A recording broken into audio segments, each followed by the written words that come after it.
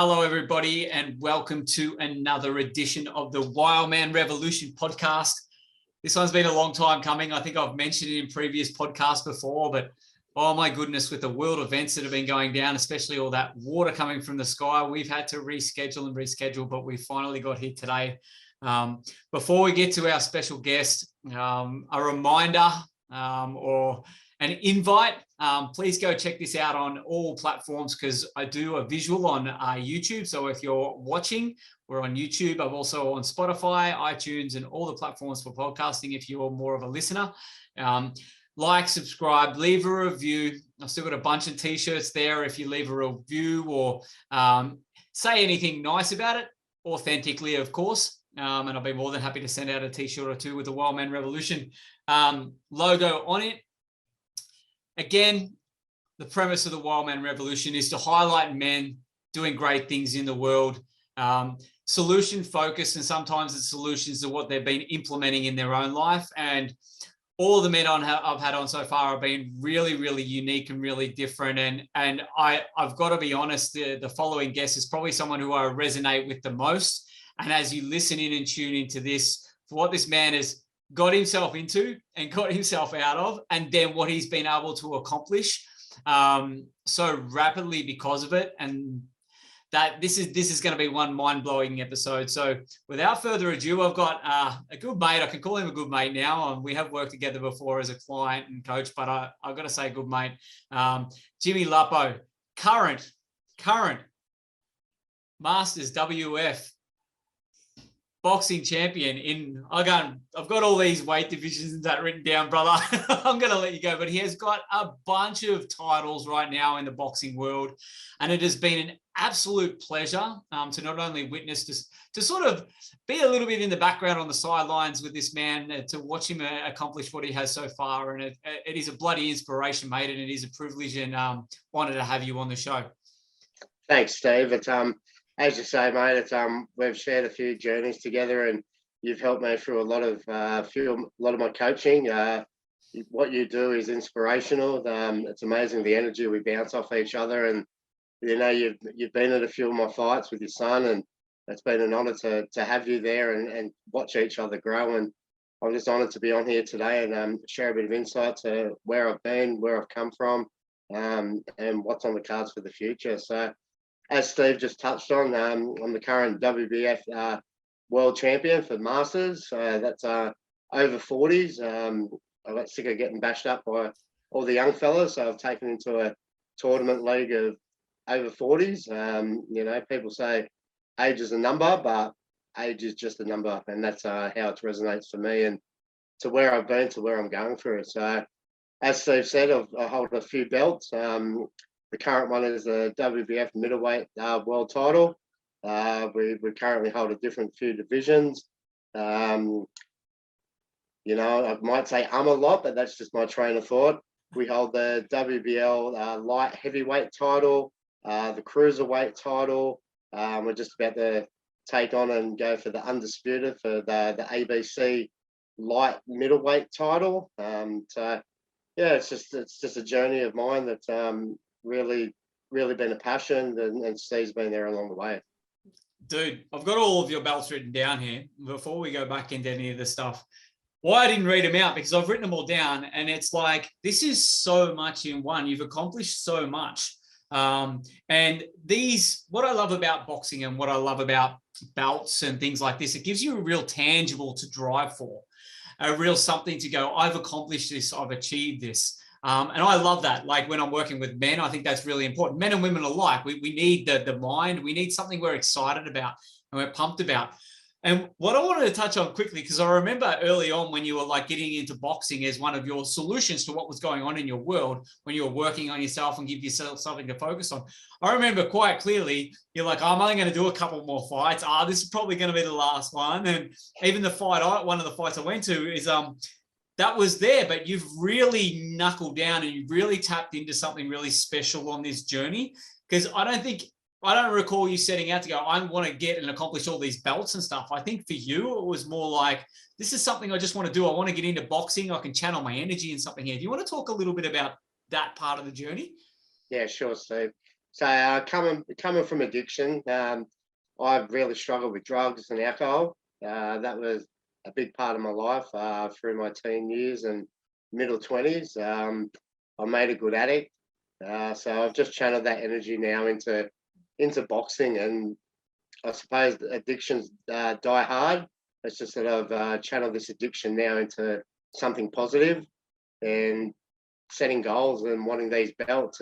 It's an addiction of mine, but I'm just setting it in healthy ways that I can show people that doesn't matter where you've come from, what road you've travelled, that if you want something hard enough, you've got to put in the work. You know, successful business and like yourself and other people, they didn't show up when they wanted to. They had to be prepared to do the daily work. Yeah, it's the key to all of it, man. And again, I have so much respect for people in the sporting arena, but boxing more there, because it really gets into, you're literally faced, if you don't do the work, you're going to get knocked the fuck out. And you've probably been knocked out a few times, but you keep getting up. And this is not just in the boxing ring, it's in life too. Like, you can talk about it metaphorically, or you can talk about it physically. You've been through a lot in your life, and I know you're a man to take radical responsibility. We wouldn't be talking if you weren't. And you wouldn't be getting the results you're getting now if you weren't one to take radical responsibility of all the times maybe you've fallen short or perceived to have failed or fucked up or anything like that. What do you think, if you go back to recent times, was the last straw or the last thing that you said, that's fucking it? Yeah, thanks, Steve. That's pretty heartwarming for me. It's something that is my motivation. I went through a few relationship problems because of my addiction. I was pretty self-centered and selfish, and I let addiction get the better of me. And I made some pretty fucked up calls, and I chose drugs over my family. And the last straw for me was either jail, family. Both were on the cards. Yeah. So I had to self-admit myself into rehab. It was something I probably should have done 20 years ago, but you know, you can lead a horse to water, but you can't make him drink. And that's what it was for me. It was back in court, back doing the same roller coaster wheel around the hamster wheel of life, and I just needed to get off it. It wasn't fair to my family. At first, I was doing it for everybody else. When I realised I need to do it for myself, that's when things change.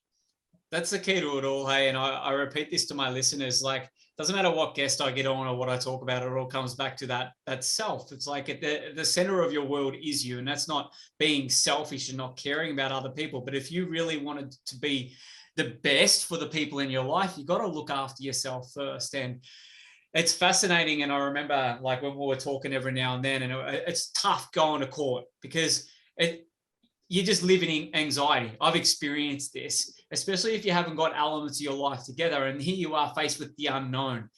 It's not an easy thing to navigate. Like, I remember being in and out of court for about 12 to 18 months with 2 different court cases for 2 different things. It was fucked. I couldn't sleep properly. I didn't want to go out and drink or party or do drugs or anything, but at the same time, they were sort of helping me calm the fuck down for a while. It was a tough gig. And I know for you, it was a tough gig too.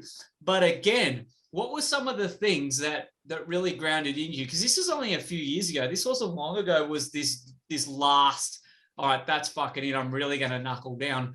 What were some of the things that helped you through that period? Well, I think for me, avoidance has always been a big issue for me. I hate fucking confrontation. I hate having to have that argument. I hate the elephant in the room. Even if things are going to go my own way, I hate having to have that conversation with somebody. I don't like to upset people. I don't like to hurt people. But it comes to the stage where I was hurting everybody subconsciously. I didn't realise what I was doing. I was being self-driven, and I was choosing drugs over my family. Short story, my father was really ill with cancer, and rather than spending quality time with him, I chose to avoid the pain. And it was easier to go to the pub, go get high, go drink, not be there, not be present for anybody. So I made bad choices in that, and it's something I've forgiven myself for. But having the support of my family that do love me unconditionally, then it was time for change. It was time for Jimmy to go and do something about it and prove all these people that that wasn't who I really was. Yeah. Yeah. Yeah, and you've had a lot. You brought up the family there, man. You've worked through a lot with the family, and I've really seen you ground in. And I know that's a big driver. You've had a lot of loss in the family, and you've had a lot of things that have really, really, what I've seen from you, opened up your heart. Did you want to touch on that more? How that's been a real driver for you? Yeah, sure, mate. You know, my brother, he passed away at 45, heart attack, really suddenly. He was an epileptic, no really other bad health or anything. He liked to have a drink and everything, but that was all of a sudden. So it was just that drive for me to keep going, that it wasn't my time yet, and that my time was to show the world that no matter where you've been, that you can change your stars. You know, Steve touched about, you know, getting knocked down, metaphorically speaking, that I had been knocked down with court, bad choices that I made, but they were through my own stupidity, not anybody else's fault. So it was up to me, of being an authentic man and a wild man, to grow the fuck up and do what I was supposed to do from the beginning. It's stop making excuses, stop looking for people to help you. It's either in here or on your sleeve. You've just got to do it, and it's something that I'm really proud of. And I have found I'm very grateful for my struggles, because I found my strength through it. Yeah, man. It's a credit to you, man, and it shows the character of you and why I've got so much respect for you. Like, I feel a lot of people in life, something comes up, some loss, a challenge or challenges, and then when they compound, which generally is what happens, you'll have one challenge going on, then all of a sudden something else comes in, then there's something else. But to see you navigate and have that strength and that courage to navigate the last few years and accomplish. And I think this is the key for a lot of people to understand. A lot of people get stuck in this, oh my God, why does this keep happening? Or why does this shit keep happening in my world? And they lose sight of the fact that we are here to accomplish, to live life.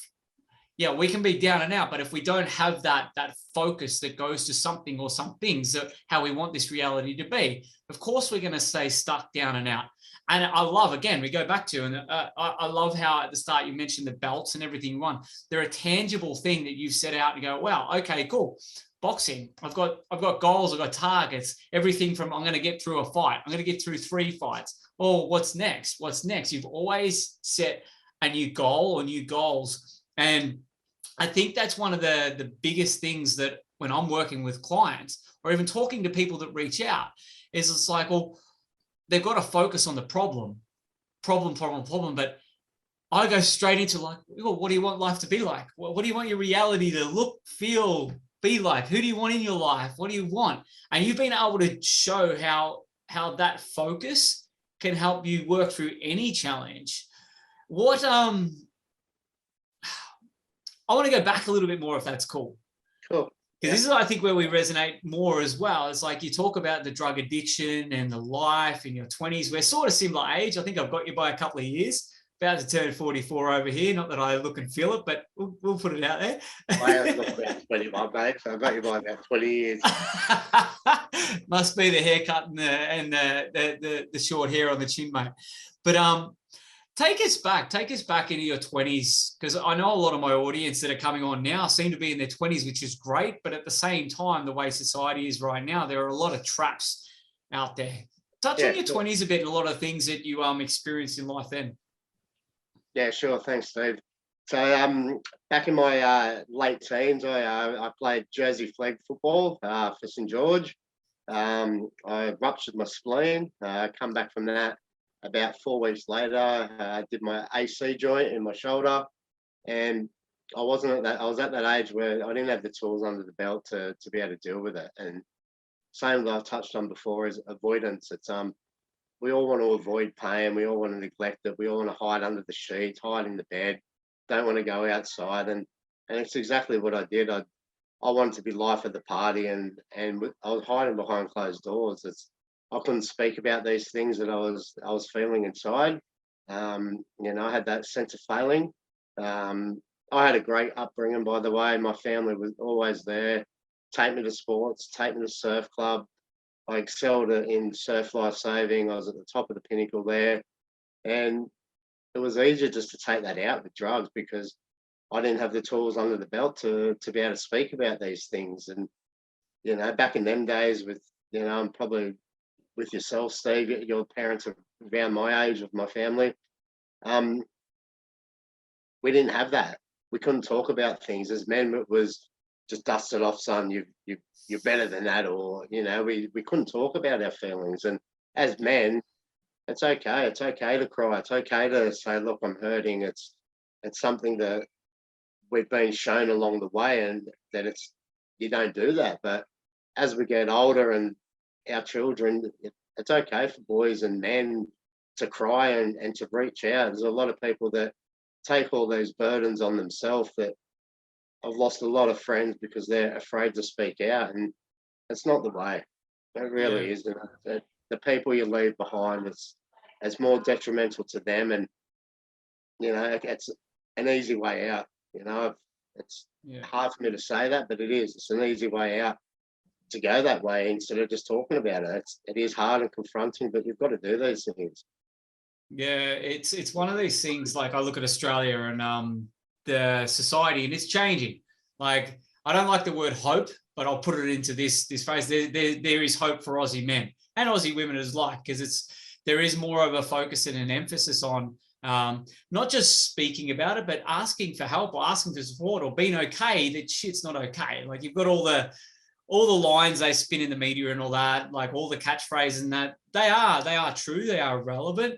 But I think the thing that's helping is there's more men like yourself, like myself, and a lot of the men, all the men I got on here that are willing to listen, that are willing to stand up and say, hey, yeah, well, we do the work to feel, to be in touch with our emotions, and we're okay to show that. It definitely wasn't about in my 20s. I think it took for me to get on a call and talk to a counselor, aside from the counselors the court appointed in my teens. Aside from them, I wasn't going to talk to them because they were like straight out of school and hadn't experienced anything when I did. Leave that for another time. But it took me until I was at my absolute, I was in so much anxiety and fear. I couldn't sleep for days on end to go, fuck, I've got to talk to someone just to talk. And I didn't follow through with sessions or anything. I just reached out to a counselor that was interlinked to something to do with work. It said, I'm freaking the fuck out.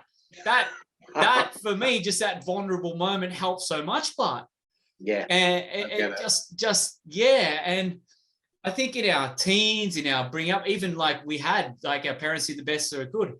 What we witnessed from our dad or the men in our life, like all that was the same. It was the same as that's how we modeled them, and it's really awesome that again, men like yourself, like not only have realized that and have the awareness now, but you're doing a lot about it.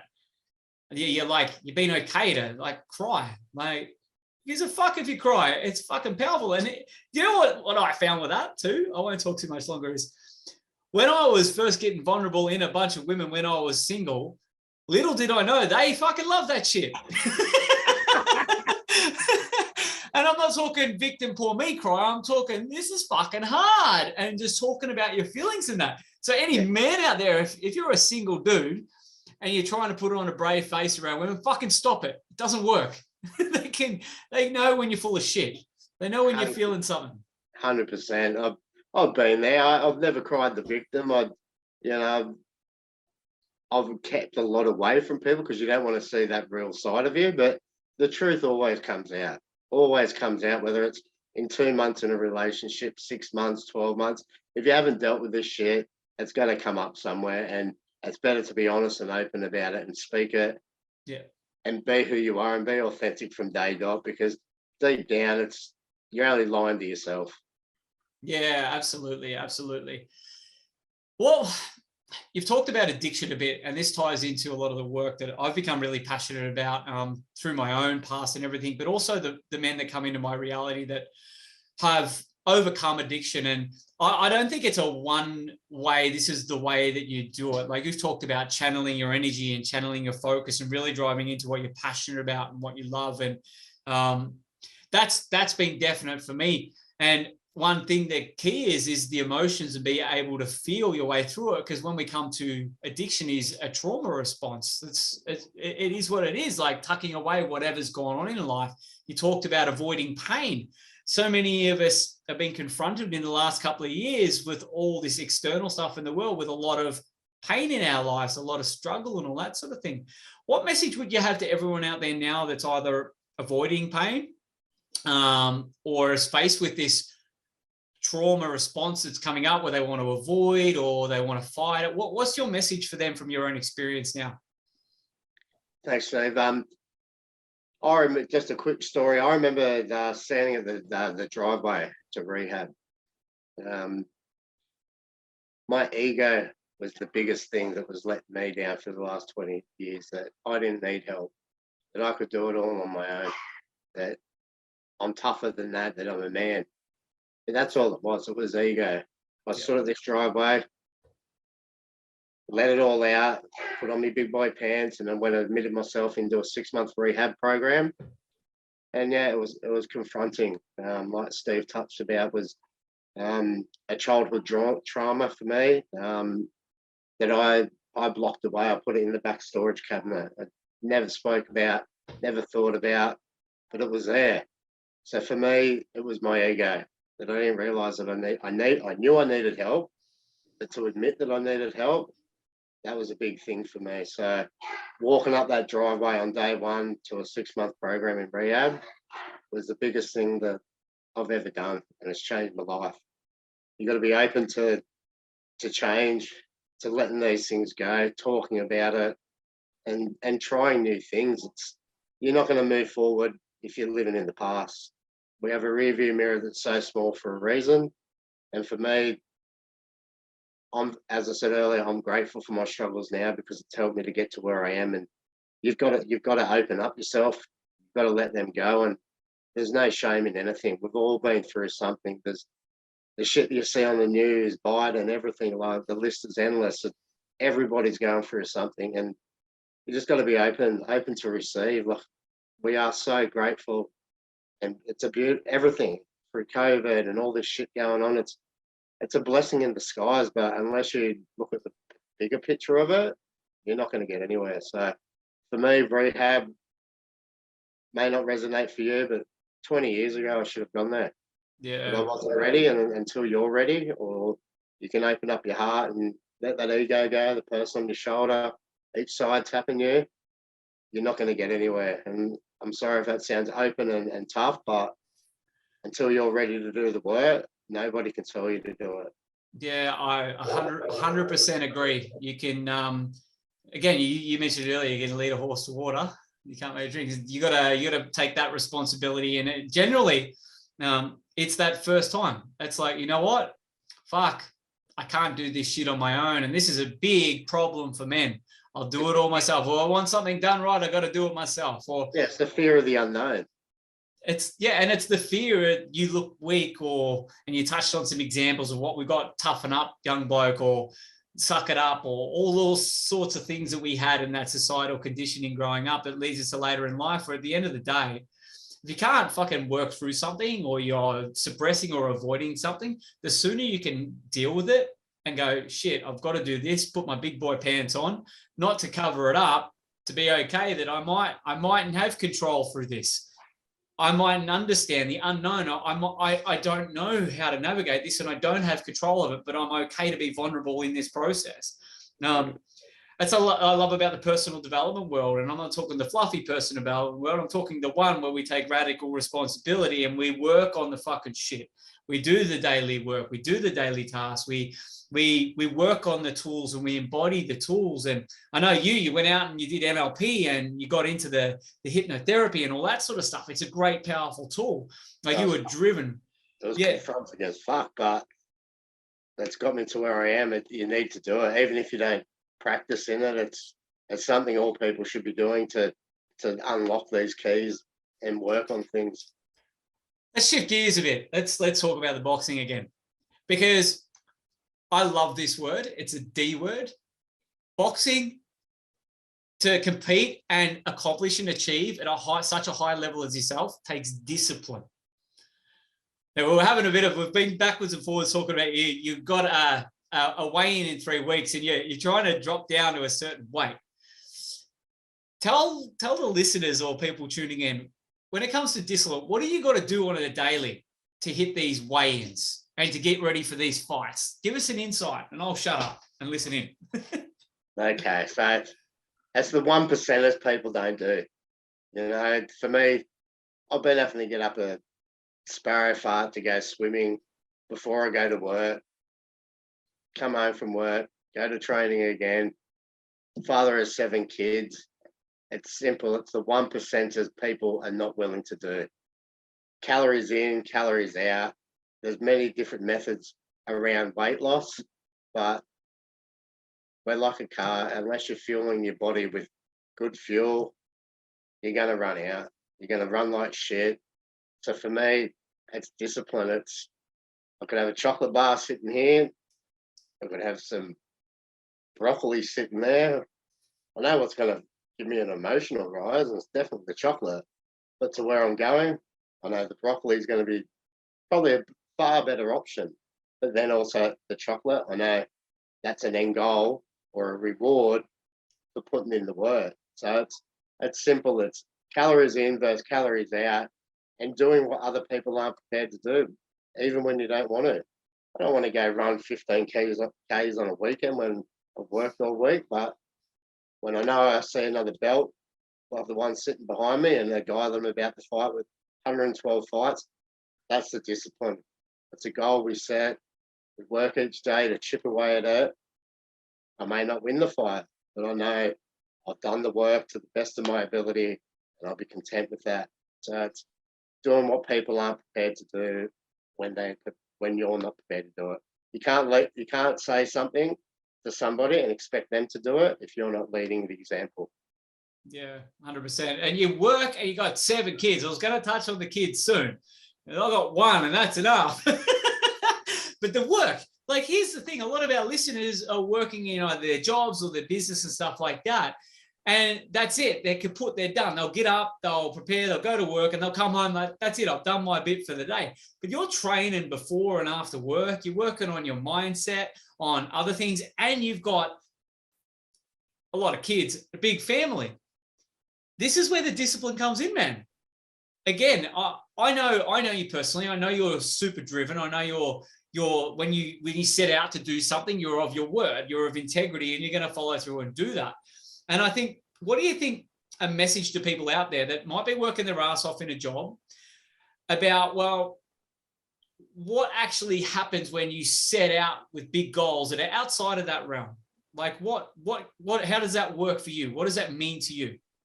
Well, first of all, self-care is a big thing for me. I've got to fill my cup before I can fill my kids' cup, my partner's cup. If I'm coming home from work shitty or angry or upset, I'm bringing my work home to them. So unless I'm doing something that brings me up to here, I can't expect my kids to follow me up and be here. It's going to be a pendulum swinging. So unless I'm doing the little things that please me, I can't expect my kids, my partner, to be doing the other things to please me. So it's setting out a program. It's time management. Everything works off the sun. We call it a clock, a time, and it's prioritizing.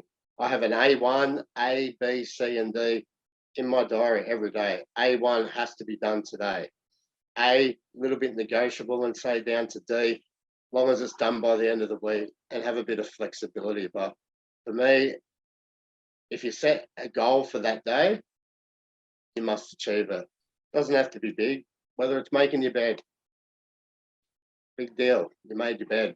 You have a shit day, you come home, you got a beautiful bed to sleep in. You don't have to do anything else. You can get in your bed. So setting small, realistic goals and building the momentum that become bigger and more achievable.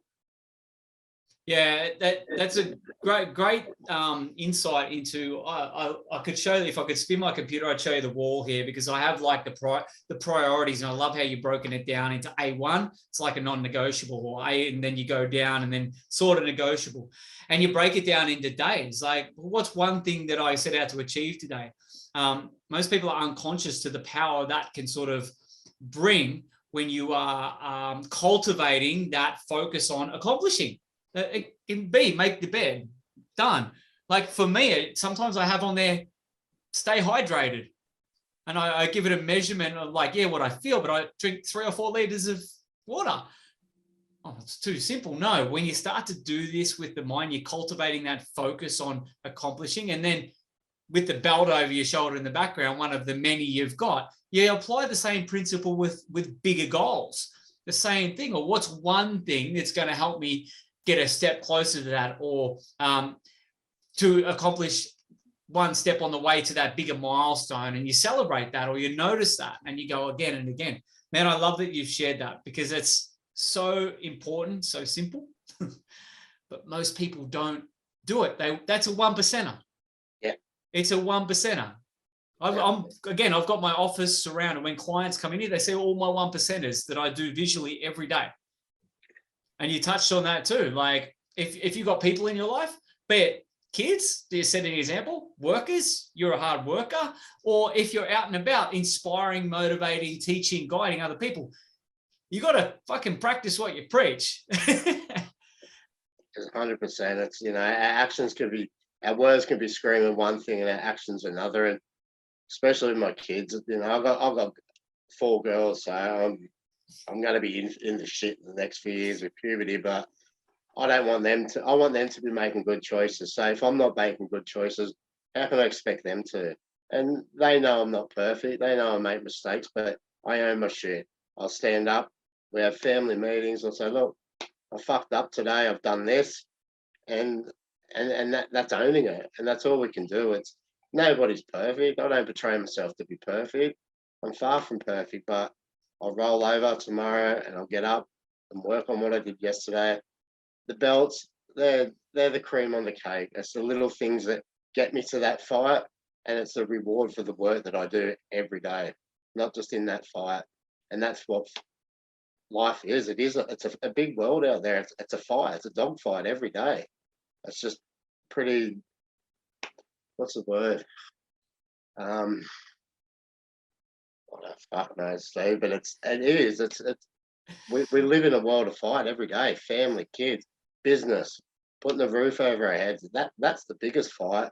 This is easy. This is easy, jumping in the ring, and I get to expel my energy. I get to let all my emotions out, and it's something that I love. And I've made some great brotherhood and people that I've met through boxing, and the old people I used to hang out with. That you'd hang out at the pub and you talk about drugs and sex and whatever. It's all bullshit.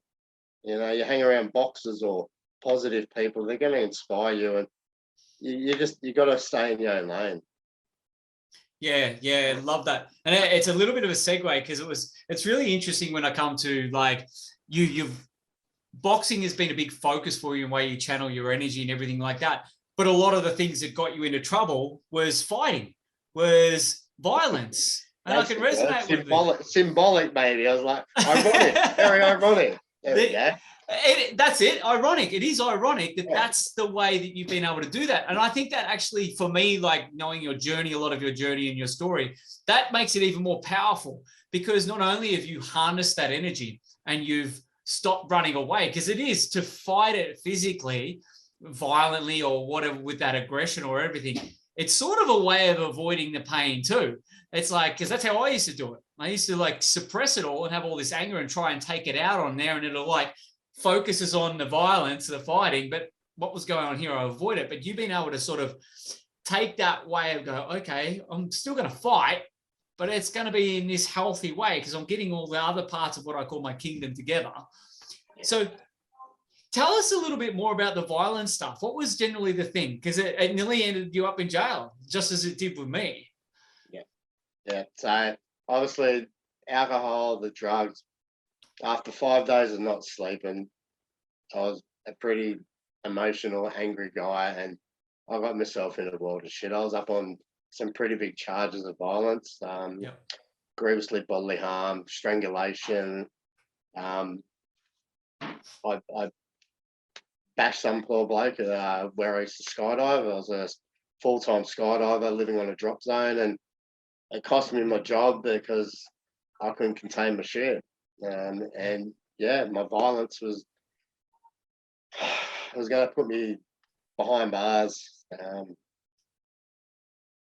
It's going to take me away from my family, and it fucking killed me. Yeah. It still kills me, the behaviour that I stem myself to, because I had no control. There was no control there.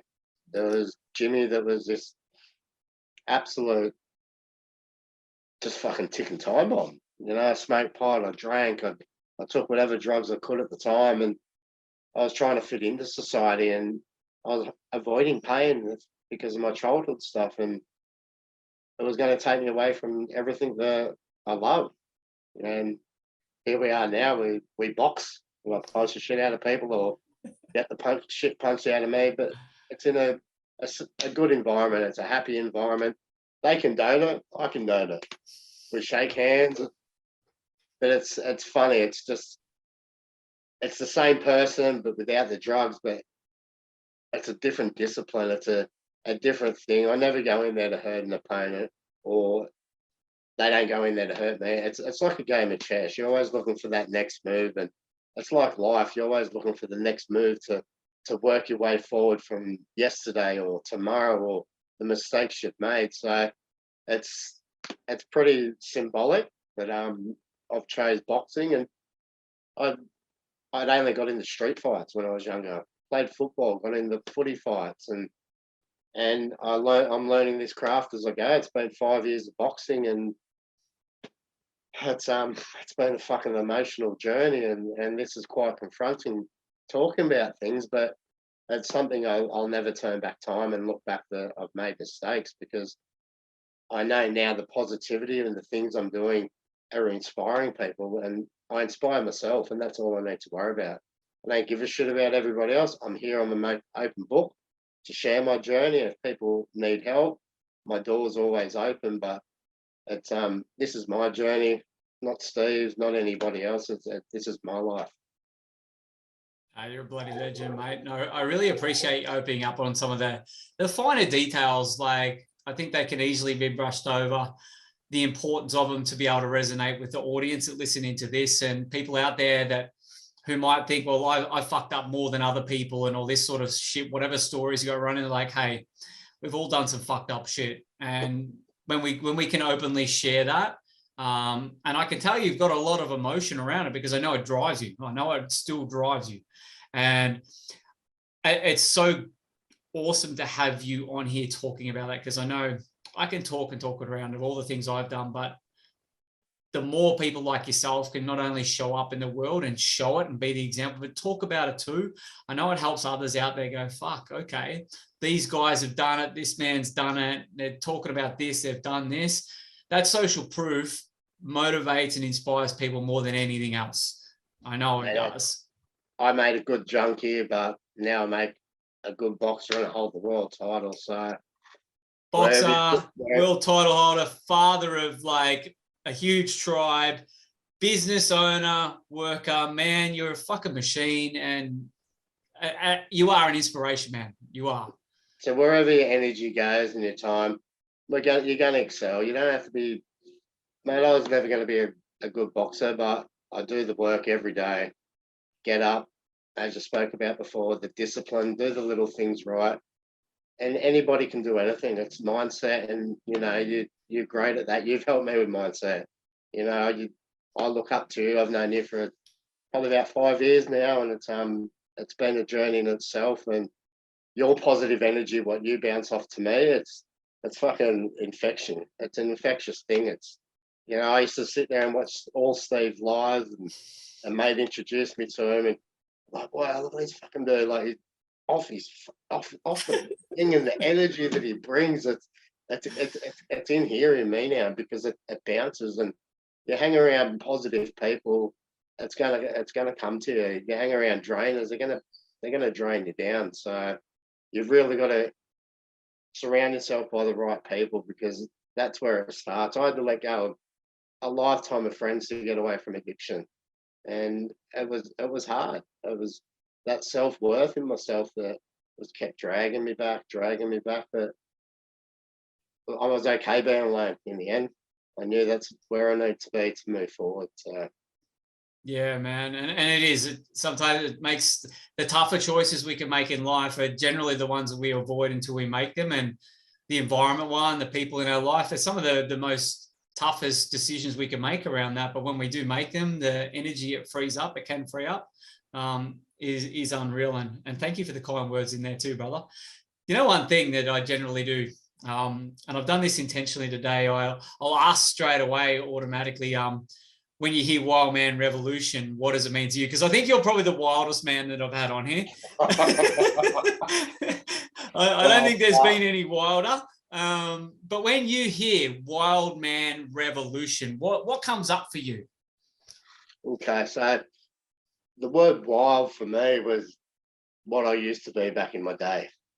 But for now, wild means I'll skip the wild and look at the man part, because I know I'm a man now, where for 35 years when I was cheating addiction, lying to myself, lying to people, skipping through life, I know the wild part is in me, but the man, I can now stand up and be a man. I am a man.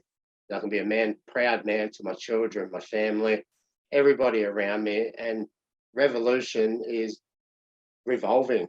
We're always revolving. We've always got another chance. Tomorrow's another day. And every day I'm revolving. So revolution is something that's going to keep going around. But until you catch yourself in the middle, that's what it's going to be. It's just going to keep going around, like a merry-go fucking round. Time to get off the merry-go-round.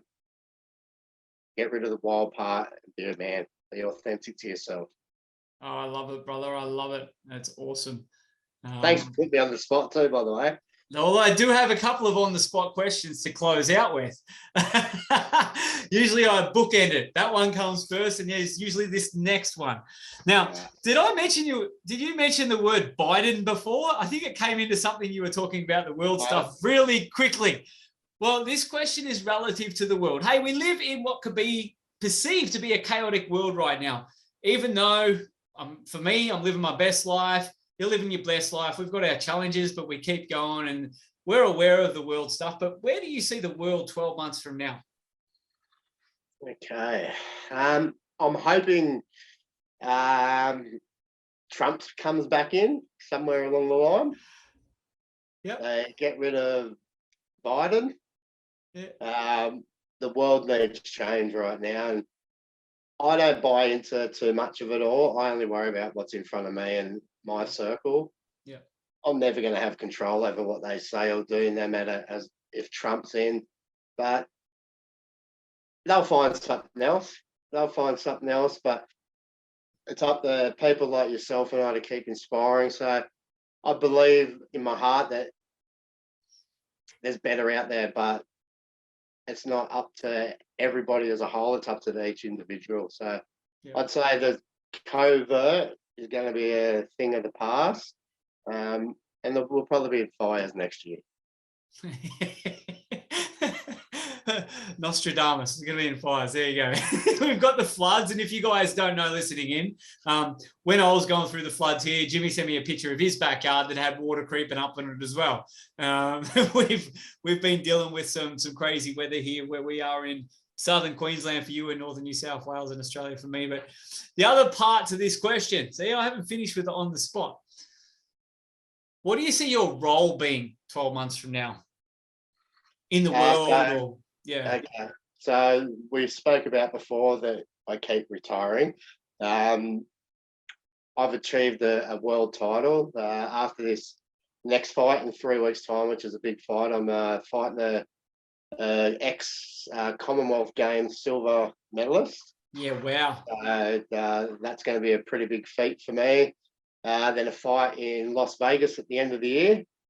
And then knowing that I've accomplished everything that I put my heart into with being addiction-free, which I've been addiction-free for 5 years now, that I'll be comfortable enough to share what I'm doing to the youth, to help at least a handful of people not make the same mistakes that I made. And if I can not have them sitting in front of the court, in rehab, relationship breakdowns, then I'll be happy with that. Awesome, brother. Awesome. Like I've said a couple of times here, you are an inspiration. You're an inspiration to me. And I know many, many more people out there. It's been an epic journey so far, and I'm just privileged to witness you grow through it and keep accomplishing. Like I say, the belts they're just like representation of the work you continue to put in. And man, all the power to you. Thank you so much for coming on the podcast. Thank you so much for your time. Check out, where can they check you out? Generally, I'll get a guess on like, check out all the socials, but where can people find you, man, and what you're doing in the world? I'm under Luppo Jimmy. That's LUPPO JIMMY.